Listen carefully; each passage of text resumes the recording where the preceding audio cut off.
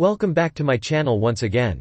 Just like always, I am here to share with you all the recent exciting developments at Legendary Studios, particularly with regards to their next big theatrical release, Godzilla x Kong: The New Empire, which comes out on the 29th of March.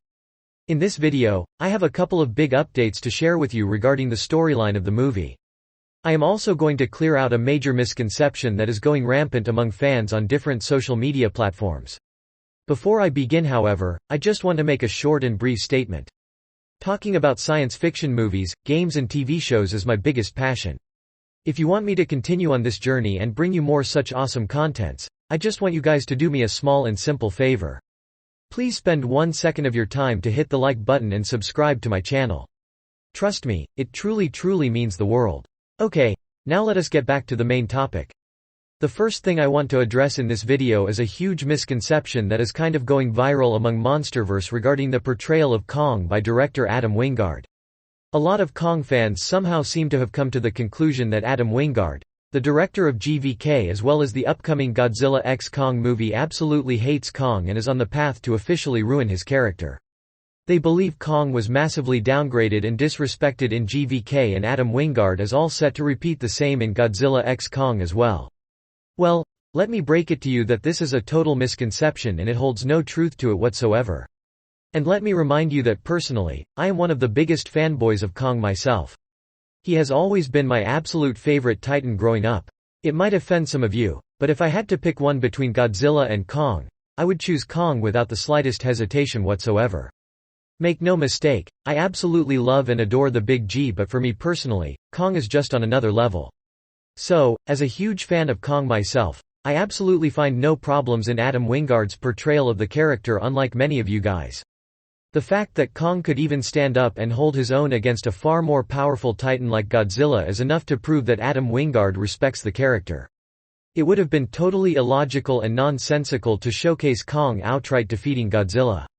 That would have been totally nonsensical, and most importantly would have been a total injustice and disrespect to the Big G. And let us not forget the fact that Kong actually had way more screen time than Godzilla in GVK. I really think those who are skeptical about Adam Wingard's portrayal of Kong needs to calm down. Adam is an amazing filmmaker, and I think you guys need to trust him and Legendary Studios at least until the release of Godzilla x Kong. For all we know, Kong is getting a major power upgrade in the form of this gauntlet. If you do not know already, let me remind you that this gauntlet is way more than just a simple mechanical reinforcement to support his arm. This gauntlet, called the Beast Glove, will actually give Kong a number of exciting new abilities and powers. Courtesy of a new toy leak, we now also know that Beast Glove basically stands for Bio-Enhanced Anatomic Seismic Thunder. It will reportedly enable Kong to generate more power in his punches, absorb high levels of shock, and most importantly will allow Kong to generate large bursts of electricity. The electric powers of the gauntlet is basically a throwback to the 1962 Godzilla vs. King Kong movie, where Kong had a very unique ability to absorb energy from electricity and also discharge the same energy against other titans. So, I definitely believe in Legendary Studios, and I am absolutely excited to see the return of the mighty King of Skull Island back on the big screen. Okay, now that brings me to the next big subject which I intend to share with you guys. I have a couple of really exciting new details to share with you regarding the storyline of the movie. This comes from a source who was present at the most recent test screening of the movie. So, it goes without saying that beyond this point in the video, I am going to enter into a bit of a spoiler territory. So, I request all those viewers who do not wish to get spoiled to leave the video at this point. Those still watching, I believe, do not mind going through a few spoilers. With that little warning out of the way, let us begin. It is no secret anymore that the main antagonist of this movie is this oversized orangutan called the Skar King. He is said to have a considerable amount of screen time in the movie. We are also going to get a major flashback sequence which will showcase his origins within the Hollow Earth, and it will explain how he eventually became a bad guy. I have covered a lot of those details in my last couple of videos. If you are new on my channel, please make sure to check them out. In short, I am going to reveal it to you that Skar King apparently is the first ruler of the Hollow Earth. He was quite a fierce, dominating and tyrannical ruler who brutally tortured and killed every single Titan who tried to disobey his orders. He was able to do that because he had Titan Shimo by his side, who is said to be the most powerful Titan within the monsterverse. Titan Shimo is basically the very first Titan who created the hollow Earth itself and every other Titan on the planet. As a result, he is known as the creator of all Titans. In order to understand in a little more detail, we have to go back to the age of extinction of the dinosaurs when a giant asteroid hit the Earth. This event resulted in the entire surface of the planet massively heating up, which wiped out almost all of the living organisms. However, the interesting part is that the asteroid contained a very peculiar crystal which headed right to the core of the planet. Due to the generation of high levels of friction, the crystal was unable to reach the core and stopped somewhere between the mantle and the inner core of the Earth. While the source of this crystal remains unknown, it apparently contained some form of intelligence energy matter which had the capacity to reproduce and power up an entire planet. A small piece of the same crystal interestingly got fused to the body of a Nodosaurus, which is a dinosaur with a face very similar to a turtle. Upon its fusion, the crystal quickly studies the DNA structure and pattern of the Nodosaurus. It is able to study and identify the critical elements needed for its survival, using which it reproduces an entirely new world with an ecosystem similar to the world which existed on the surface before the asteroid hit the Earth. This is basically how the hollow Earth is said to have been formed and created. The crystal further brings the Nodosaurus back to life and also turns him into something significantly more powerful and bigger in size. This Nodosaurus turns into a Titan who we now know as the mother of all Titans, Shimo. To understand the reason behind Titan Shimo being known as the creator and mother of all Titans, I am going to have to take you back to the event of the extinction of the dinosaurs once again. After the asteroid hit the planet, as a result of the surface massively heating up, some of the creatures with no other way began to move towards the core of the Earth to escape the enormous heat. In their movement towards the core, they created certain deep tunnels on the surface of the planet which are currently known as the portals to the hollow Earth. The crystal basically contained high-intensity radiations which were in fact the reason behind the mutations which turned the Nodosaurus into Titan Shimo. Since the crystal fused with Shimo's body, she became one of the main sources of radioactive energy within the hollow Earth. These radiations, as I mentioned, were capable of causing severe mutations which could power up and massively enlarge any creature which came in its contact. One of the first creatures to come in contact with the radiations were the giant Mosasaurus, which you guys might have seen in the Jurassic World movie. These were giant underwater reptilian creatures with very distinct and sharp dorsal plates attached to their spine. Upon exposure to these radiations over millions of years, they eventually got transformed into these massive oversized lizards which we now recognize as the king of the monsters, Godzilla. The radiations also gave them the ability to survive both on land and underwater, and most importantly, it gave them the special ability to let out a high-energy beam of radiation known as the atomic breath. We come back to the story arc of Skar King once again. I am not going to go into much details regarding his history because of two main reasons. One of them is that I have covered the same in detail in at least 3 to 4 of my previous videos, and the second reason is that it will drastically increase the runtime of this video. However, I am going to give you a quick and brief summary. The most important thing you need to understand is that Skar King was basically the first ruler of the hollow Earth. As I mentioned earlier in the video, it is said that he was quite a tyrannical ruler who brutally tortured and killed any Titan who refused to follow his orders.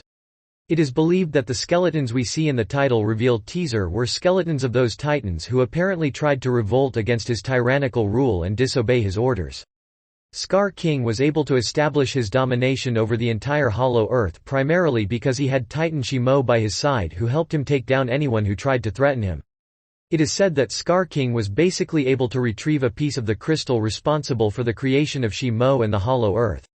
Using this piece of crystal, Skar King apparently is able to mind control Shimo, which is how he was able to get to fight and dominate against every other Titan within the hollow Earth. As a matter of fact, we did see a lot of peculiar-looking crystals in several shots in the official trailer for Godzilla x Kong. It is entirely possible that these crystals might be the source of high-energy radioactive energy flowing within the hollow Earth, and they could also help Monarch locate Titan Shimo. I will get to that in a little while, but before that, I am going to have to take you back to Skar King's backstory once again. Skar King then went on to establish his domination for thousands of years until he was defeated by one of the ancestors of Godzilla, and the mind control crystal was taken away from him and restored back to its original location. It is said that something apparently happens during the course of the final battle of GVK which managed to bring Skar King back to life. Unfortunately, at the moment I do not have much information about the exact event which led to the reawakening of Skar King. I guess the only way to find out would be to wait for the release of the movie. What we know for sure courtesy of the official trailer and numerous articles from insiders is that Skar King has returned and he is very hungry for revenge. It is reported that he will look to establish his domination over the planet once again. To do that, the first thing he is going to do is try and reclaim the crystal, which will enable him to take control of Shimo once again. It is said that Skar King would not be too happy to witness the humans ruling over the planet. He will try to wipe out the entire human race from the face of the planet, which is actually quite evident from the trailer where we clearly see a city getting destroyed by a giant titan. At this point, I have a couple of brand new updates to share with you which has come to light over the last 48 hours courtesy of a very credible insider who claims to have close connections with Legendary Studios. According to him, Titan Shimo is practically impossible to defeat.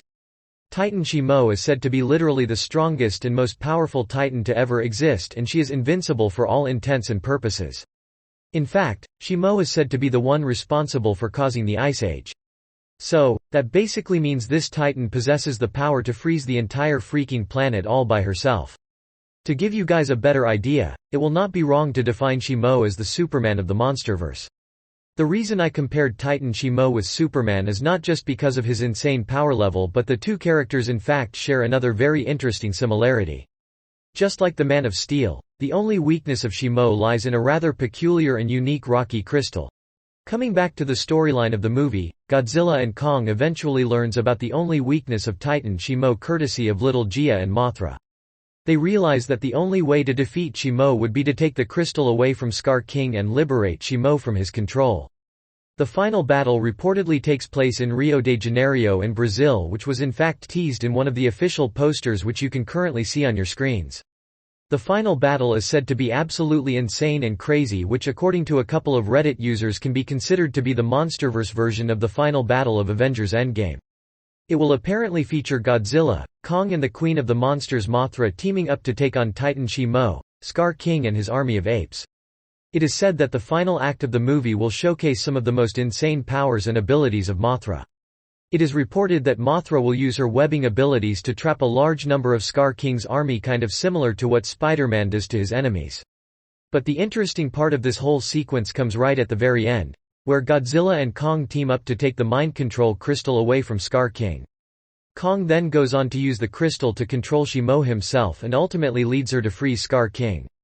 After Skar King gets frozen by Shimo, Kong and Godzilla apparently teams up to quote-unquote break him into several pieces, which is how the final battle reportedly ends. The mind control crystal is then restored back to its original location and Kong goes back to being the king of the Hollow Earth once again. So, that is all the information I had to share with you today in this video. After reading about all these details, I honestly feel Legendary Studios are really looking at something quite ambitious with this movie. I feel like Godzilla x Kong is going to be one of those movies which could go either way. This could either end up being an absolutely ridiculous and goofy dumpster fire, or it could end up being one of the craziest and most epic monster movies made in the history of cinema. Nevertheless, being a hardcore fan of the monsterverse, I am definitely excited to watch it as soon as it comes out on the 29th of March. So, that is all I had to share with you in this video. Please let me know your thoughts on these new details in the comments down below. And please do not forget to like this video and subscribe to my channel. Thanks for watching. Have a great day.